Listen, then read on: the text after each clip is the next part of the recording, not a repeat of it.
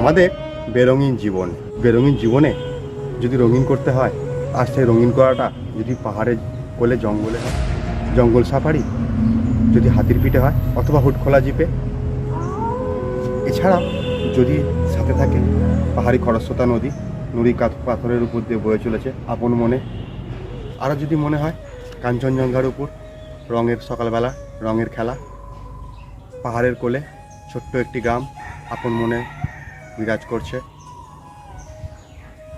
এই সমস্ত কিছু আপনি স্বাদ পেতেই পারেন। এর জন্য দরকার 3 দিনের ছুটি। এই 3 দিনের ছুটিতে আপনি চলে আসুন এই নিউ মাইল জাংশন অথবা এনজিপি। এখান থেকে কাছেই আছে ডুয়ার্স। এই ডুয়ার্সে আপনি আসুন, এই সব কিছু পাবেন। আর এসব কিছু পাওয়ার জন্য কিভাবে আসবেন, কোথায় থাকবেন, ভালো হোটেল কোনটা, কম দামে ভালো হোটেল কোনটা পাবেন, বাজেট ট্যুর কিভাবে করবেন, ট্যুর প্ল্যান কিভাবে সাজাবেন, খাবেন কি, কিভাবে আপনি জঙ্গল সাফারি বুক করবেন, কোন টাইমে জঙ্গল সাফারি ভালো হয়, সর্বোপরি কিভাবে ট্যুরটা প্ল্যানটা সেট করলে আপনি ঠকবেন না, একদম কমপ্লিট সুন্দর ট্যুর হবে, এই সমস্ত কিছু আমি দায়িত্ব নিয়ে আপনাদের সামনে তুলে ধরতে চলেছি। তাই এই সমস্ত কিছুর জন্য আপনি ভ্রমণের ঠিকানা চ্যানেলটি দেখুন। আমি ভ্রমণের ঠিকানার পক্ষ থেকে পার্থ আপনাদের সবাইকে নমস্কার। ভালো থাকবেন, চ্যানেলটি দেখুন, ভিডিওটি দেখুন, দায়িত্ব নিয়ে বলছি, ভালো লাগবে, অনেক তথ্য পাবেন।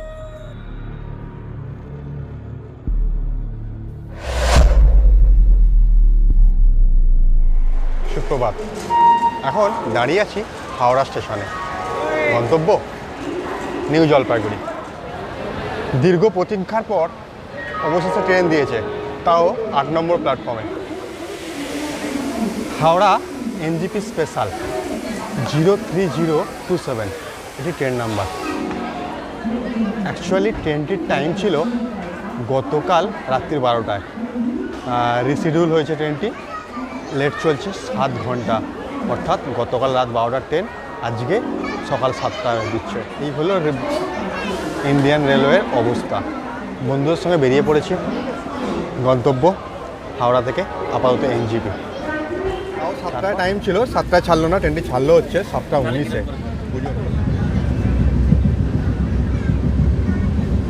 হাওড়া থেকে মেল লাইন ধরে ব্যান্ডেল, ফারাক্কা, মালদা হয়ে ট্রেনটি যায়। নির্ধারিত সময় নেয় 10 ঘন্টা। ট্রেনে কোনো রকম প্যান্ট্রি কার্ড নেই, তো খাবার অবশ্যই ক্যারি করবেন। আর ট্রেনটি যথেষ্ট অপরিষ্কার, সেটা বলার অপেক্ষা রাখে না, তবে কমপ্লেন করলে এসে ক্লিয়ার করছে। ঘড়িতে সময় 7টা 2। আমরা এই এসে উপস্থিত হয়েছি এনজিপি স্টেশনে। এরপর স্টেশন থেকে বাইরে বেরিয়ে যায়, ওখান থেকে গাড়ি করে সোজা রওনা দেবো। এনজিপি থেকে লাটাগুড়ি যেতে সময় লাগে 1 ঘন্টা 30 মিনিট মতো। 8 সিটের গাড়ি নর্মাল ভাড়া হয় 2000 থেকে 2500 টাকা। আমাদের 3700 টাকা লেগেছিল। খুব ঠকেছিলাম, এতে কোনো সন্দেহ নেই। আসলে প্ল্যানিং ছিল গ্যাংটক, যা বেশ রাত্রির হয়ে গিয়েছিল আমাদের, তাই ক্যান্সেল করে ডুয়ার্সে যাই। ফলে আমাদের অনেকটা লেট হয়, যার জন্য রাত বেশি হওয়ার জন্য ভাড়াটা 3700 লাগে। এরপর রইলো যদি খাবার দাবার খাওয়ার ইচ্ছা হয়, আমার পাশে এখানেই আছে কল্পনা হোটেল, বা পাশাপাশি সারি দিয়ে এক গাদা হোটেল আছে, যেখান থেকে ইচ্ছা আপনারা খাবার খেতে পারেন। কাল রাত্রে এনজিপিতে রাতের খাবার খেয়ে বেশ রাত্রে এসেছি টুস্কাস ডেন ফরেস্ট রিসর্টে, যা লাটাগুড়ির নেওড়া মোড়ে অবস্থিত এবং একদম গরুমারা ফরেস্ট অফিসের ঠিক উল্টো দিকে। এই হোটেলের সম্বন্ধে ডিটেলসে একটি ভিডিও আমি অলরেডি করেছি, আমার চ্যানেলে আছে, যা আপনারা উপরের আই বটনে বা ডেসক্রিপশন থেকে দেখতেই পারেন। সুপ্রভাত বন্ধুরা, কালকে রাত্রে এসেছি, এই প্রথম দিনের সকাল। আজকের দিনটি রাখুন জঙ্গল সাফারি করার জন্য। লাটাগুড়িতে পাবেন গরুমারা জাতীয় উদ্যান। এখানে 5 রকমের জঙ্গল সাফারি হয়। সাফারি হয় মূলত হুটখোলা জিপে। হাতির পিঠে সাফারি ব্যবস্থা গরুমারাতে নেই। একটি জিপে সর্বোচ্চ 6 জনকে অ্যালাউ করে। ফার্স্ট স্লট বুক করুন, চেষ্টা করুন প্রথম গাড়িতে সাফারি করার। আর সাফারির জন্য টিকিট অনলাইন কাটতেই পারেন, আর যদি অফলাইন কাটেন তাহলে সকালে 5:30টায় কাউন্টারে লাইন দিন, তবেই ফার্স্ট গাড়ি পাবেন। বন্যপ্রাণী দেখার জন্য যাত্রাপ্রসাদ সাফারির টিকিট কাটুন অন্তত প্রথম স্লটে, এতে বন্যপ্রাণী দেখার সম্ভাবনা অনেক বেশি। খরচা আমি পরে বলছি, আর আমি এখন দেখিয়ে দিই কোথায় ফরেস্ট অফিস আর কোথায় আপনি সাফারির জিপ পাবেন। দাঁড়িয়ে আছি নেওড়া মোড়ে। এই নেওড়া মোড়, এখানটা বাস স্ট্যান্ড, সবাই বাসের জন্য ওয়েট করছে। এখান থেকে এই ফ্লাইওভার শুরু হচ্ছে, জাস্ট ওই ফ্লাইওভারের দিকে এগিয়ে যান একটুখানি, 1-1.5 মিনিট লাগবে, গেলে ওখানে ফরেস্ট অফিস, ওখান থেকে আপনি বুক করতে পারবেন সব সাফারিগুলো নিয়ে, যদি অনলাইন বুক না থাকে। ভোটার কার্ড বা আধার কার্ড নিয়ে ফরেস্ট অফিসের কাউন্টার থেকে টিকিট কেটে নিন। 6 জনের যাত্রাপ্রসাদ সাফারির জন্য মোট লাগবে 3400 টাকা, 210 টাকা মাথা পিছু। এটা হচ্ছে পারমিশন ফি, গাইড নেয় 350 টাকা ও বাকি টাকাটা গাড়ি ভাড়ার জন্য। প্রতি বৃহস্পতিবার গরুমারা ন্যাশনাল পার্কে জঙ্গল সাফারি বন্ধ থাকে। এছাড়াও জুনের 15 থেকে সেপ্টেম্বরের 15 পর্যন্ত মিটিং সেশনের জন্য জঙ্গলে প্রবেশের অনুমতি দেয় না। এরপর টিকিট কাটা হলে নেওড়া মোড়ের দিকে 1 থেকে 2 মিনিট হেঁটে আসুন, সাফারির জন্য জিপ ওখান থেকেই পেয়ে যাবেন। এটা হচ্ছে নেওড়া মোড়। এই নেওড়া মোড়ে এই যে দেখুন ব্রিজটা উঠেছে, মেন ফ্লাইওভারটা শুরু হয়েছে এখান থেকে। নেওড়া মোড়ে ফ্লাইওভার স্টার্টিং পয়েন্ট, এই ফ্লাইওভার স্টার্টিং পয়েন্টেই এই যে গেট। এখান থেকে আপনারা ক্যাম্প সাফারিগুলো হয়, ওর গাড়ি এখানেই অ্যাভেলেবেল, এখান থেকে গাড়ি বুক করতে। অর্থাৎ আপনারা বুকিং করে বুকিং স্লিপ নিয়ে চলে আসুন এইখানে, ওই ভিতরে দেখুন গাড়ি দাঁড়িয়েছে, এখানে চলে আসুন, এখানে স্লিপ দেখান, গাড়ি করে উঠে পড়ুন। বা যদি এখানে আগে স্লিপ জমা দিয়ে দেন, আপনাদের হোটেলেও গাড়ি চলে যাবে এখান থেকে। আমরা চলেছি যাত্রাপ্রসাদ সাফারিতে। এটা একটি ওয়াস্টার সাফারি, যেটা বুক করলাম লাটাগুড়ি ফরেস্ট অফিস থেকে। টোটাল পড়লো 3400 টাকা গাড়ি ভাড়া আর জঙ্গলের বুকিং চার্জ নিয়ে। এখন আমরা মেন রোডে আছি, দারুণ লাগছে পথটা। ডান দিকে গরুমারা ফরেস্ট আর বাম দিকে এটি হচ্ছে কৃত্রিম লাটাগুড়ি জঙ্গল। জঙ্গল প্রেমীদের জন্য এটা কিন্তু দারুণ লাগবে, এটা আর বলার অপেক্ষা রাখে না। আমাদের কিন্তু মন পড়ে আছে কখন আমরা মেন রাস্তা থেকে নিচে জঙ্গলে প্রবেশ করব আর কি কি অ্যাডভেঞ্চার ওয়েট করে আছে আমাদের জন্য।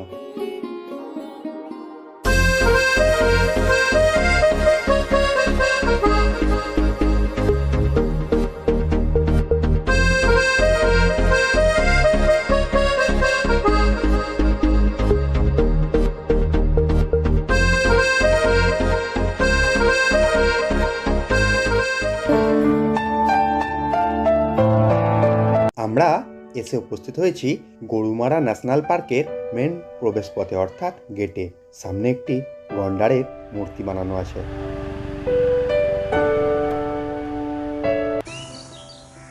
জঙ্গলে গরুমারা ফরেস্টে প্রবেশপথে এই যে গেট খুলছে, এখানে এসে আপনাকে ওই যা টিকিট আছে সেগুলো দেখিয়ে এন্ট্রি করতে হয় একবার, তারপর আগে যাওয়া।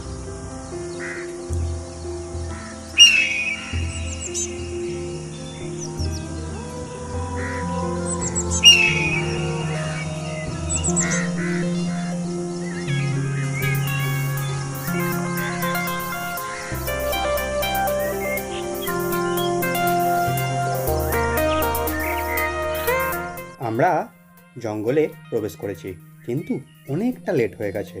এটাই আমার প্রথম জঙ্গল সাফারি। এরূপ কোনো অভিজ্ঞতা আমার আগে ছিল না। জঙ্গল যত গভীর হচ্ছে, মনটা অজানা আশায় বুক বাঁধছে, যদি কিছুর দেখা পাই। সকালে জঙ্গলে হুটখোলা জিপে দারুণ বাতাস বইছে, যা মনের সাথে সাথেও শরীরকেও পুলকিত করে তুলছে। নিজেরা একদম চুপচাপ থাকার চেষ্টা করছি। এমনি জিপের সাউন্ড, তারপর আবার আমাদের কথা। যদি এই দুই সাউন্ডের ভয়ে বন্যজন্তুরা সাবধান হয়ে যায়, অর্থাৎ কাছে না আসে। সামনে একটি জিপকে ফিরতে দেখছি, ওনারা ময়ূরের দেখা পেয়েছেন। এই যে ময়ূরটি দাঁড়িয়ে আছে, দেখুন। ময়ূর তো দেখলাম, এবার এগিয়ে যাই, দেখি আর কি দেখার বাকি আছে আমাদের। এসে উপস্থিত হয়েছি যাত্রাপ্রসাদ ওয়াচ টাওয়ারে। বেশি উঁচু নয়, কিন্তু টাওয়ারটি বেশ চওড়া, কাঠের পাত্তাতন দেয়া আর কিছু বসার চেয়ার রাখা আছে। এখান থেকে সামনেটা পরিষ্কার দেখা যায়। দেখুন, সামনে বিস্তীর্ণ ঘাস বন, সরু ফিতের মতো নিচে দিয়ে বয়ে চলেছে মূর্তি নদী। দাঁড়িয়ে আছি যাত্রাপ্রসাদ টাওয়ারে। এই ট্যুরটাকেও নাম দেওয়া হয়েছে যাত্রাপ্রসাদ। তো এখানে এই টাওয়ারের উপর থেকে এই নিচে বিস্তীর্ণ এলাকা মূর্তি নদী বয়ে গেছে, আর তারপরে আর্টিফিশিয়ালি ক্রিয়েটেড একটি জঙ্গল বা ঘাসবন। এখানে সল্ট পিটও একটি আছে, বিভিন্ন পানির ওখানে নুন খেতে আসে। আর প্রচুর হর্নবিল কিন্তু এখান থেকে উঠছে, দেখতে পাচ্ছি, ক্যামেরায় ভালো বুঝতে পারছেন না। তো ফার্স্ট সকালে এলে একদম প্রথম গাড়ি যদি আপনারা আসেন, আশা করছি দেখতে পাবেন কিছু। চললাম এর পরবর্তী স্পটে। চলুন দেখি কি আছে এখানে। এলাম, ভাগ্যে ময়ূর ছাড়া এখনো পর্যন্ত কিছু পাইনি। এরপর আমরা এসেছি গরুমারা ফরেস্ট ক্যাম্পে, যার পোশাকি নাম রাইনো ক্যাম্প। সামনের এই বড় শেডটি মূলত কুনকি হাতি থাকার জন্য নির্মিত। পিছনে দেখছেন গরুমারা জঙ্গল ক্যাম্প, এখানে পাশে একটু ওয়াচ টাওয়ার আছে, ওখানে চলেছি। ওই ওয়াচ টাওয়ার থেকে যদি কিছু দেখা যায় দেখব, এই আর কি। ফরেস্ট ক্যাম্পটি সরু গর্তের পরিখা দিয়ে ঘেরা, যার উপরে এই কাঠের সেতু। এটা পার করে আমাদের যেতে হবে একটি ভিউ পয়েন্টে, যা রাইনো পয়েন্ট নামে খ্যাত।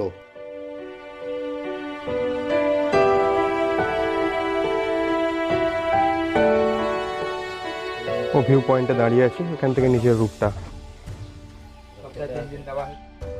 নিচে দূরে, ওই যে দূরে দেখতে পাচ্ছেন, ওটা মূর্তি নদী। তারপর একদম সামনে সল্ট পিট আছে, তারপরে এই নিচের সামনে যে ঝোড়াটা আছে, এটি একটি ঝোড়া।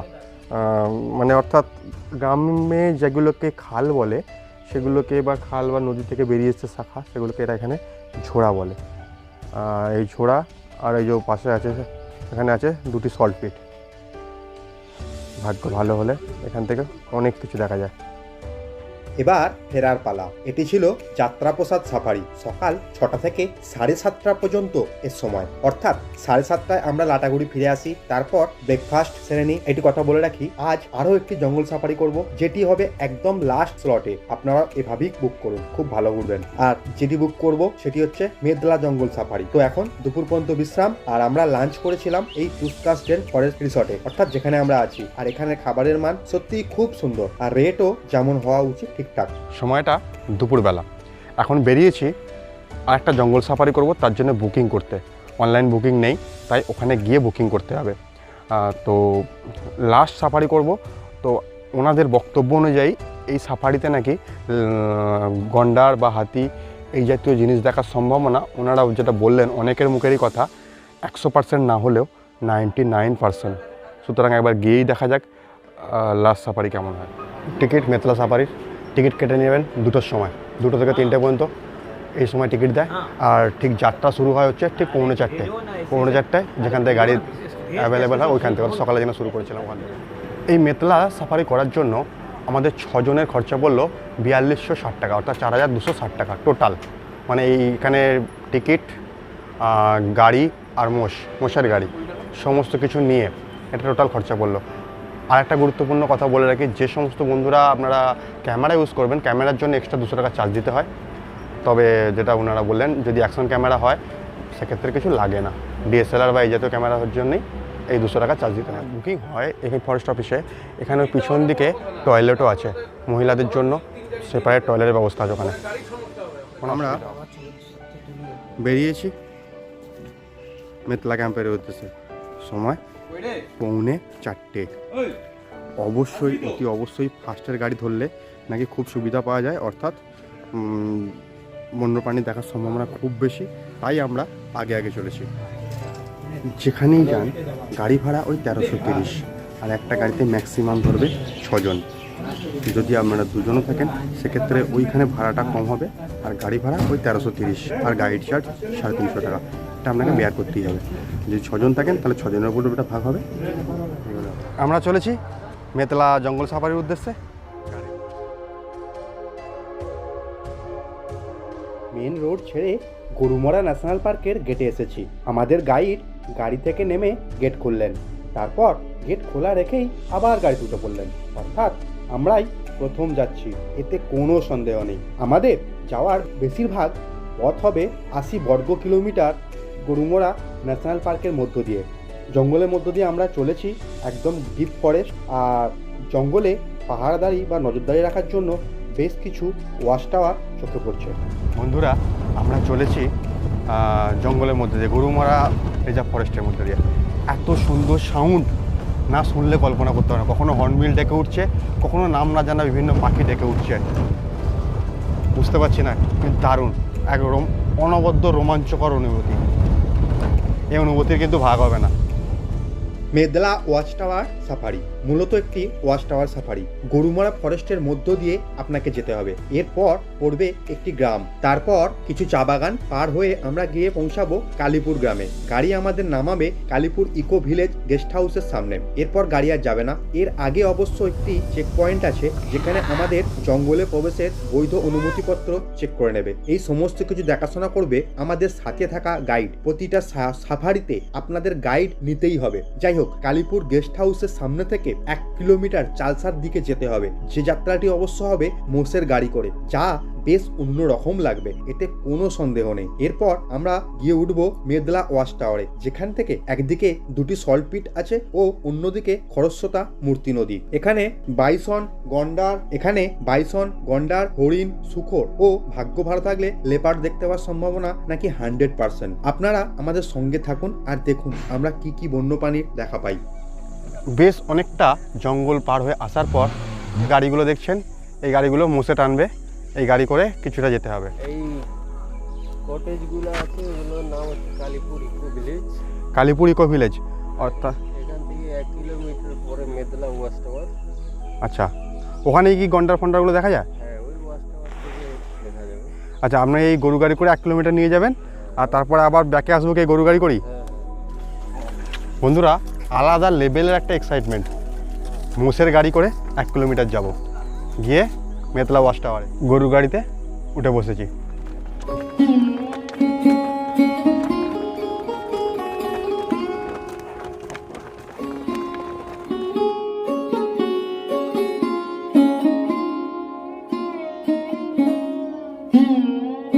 মোষের গাড়ি একটু অগ্রসর হয়েছে। সামনে একটি লেপার্ড দ্রুত গতিতে রাস্তা ক্রস করলো, যা ক্যামেরা বন্দি করতে পারিনি, কিন্তু মনের প্রেক্ষাপটে অবশ্যই বন্দি হয়ে আছে। মোষের গাড়ি থেকে নেমে গরুমরা ন্যাশনাল পার্কের মেদলা ক্যাম্পকে পাশে রেখে কয়েক মিনিট হাঁটতে হবে মূর্তি নদীর দিকে। আর পথপ্রদর্শক আমাদের গাইড। আর সামনে দুটি কুনকি হাতিকে ফিরে আসতে দেখলাম। এগুলো এই ফরেস্ট ক্যাম্পের হাতি। সামনেই আছে মেদলা ওয়াচ টাওয়ার, ওদিকেই চলেছি। ওখান থেকে সামনে সল্ট পিট আছে, মূর্তি নদী বয়ে আসছে। দেখা যদি কিছু বন্যপ্রাণী দেখা পাওয়া যায়, দেখা যাক কী হয়। মেদলা ওয়াচ টাওয়ার থেকে নিচের দৃশ্য। একদিকে বিস্তীর্ণ বনভূমি, মাঝে দুটি সল্ট পিট, দুটি ময়ূর অবশ্য ওখানে মনের আনন্দে ঘুরে বেড়াচ্ছে। এরপর খুব কম জল নিয়ে সরু ফিতের মতো বয়ে চলেছে মূর্তি নদী। তারপর বিস্তীর্ণ তৃণভূমি, যেখানে কিছু গন্ডার ও বাইসন আছে। হয়তো ক্যামেরায় এটা ভালো বুঝতে পারছেন না, তাই আমি কিছু স্টিল ফটো তুলে ধরলাম।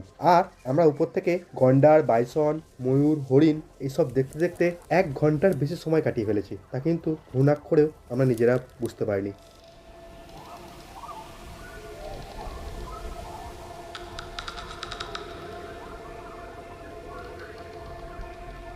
এখানে এসে সত্যিই মন আনন্দে ভরে গেল। প্রায় সব কিছুর দেখা পেয়েছি। ইভেন একটা চিতাও পেয়েছি, বাইসন পেয়েছি, গন্ডার পেয়েছি, ময়ূর পেয়েছি, হরিণ পেয়েছি, প্রায় সব কিছুই পেয়েছি। আগে এসেছিলাম, আগে আসা অ্যাডভান্টেজ এটা। তো আমিও সাজেস্ট করবো যখন আপনারা আসবেন অবশ্যই প্রথম গাড়ি যেটা আসবে সেটা বুক করে আসবেন। সুযোগটা অনেকটা বেশি। এক কথায় দারুণ লাগবে। তাই 2 থেকে 3 দিনের ছুটি ম্যানেজ করুন, করে ছুটে চলে আসুন একবার ডুয়ার্স।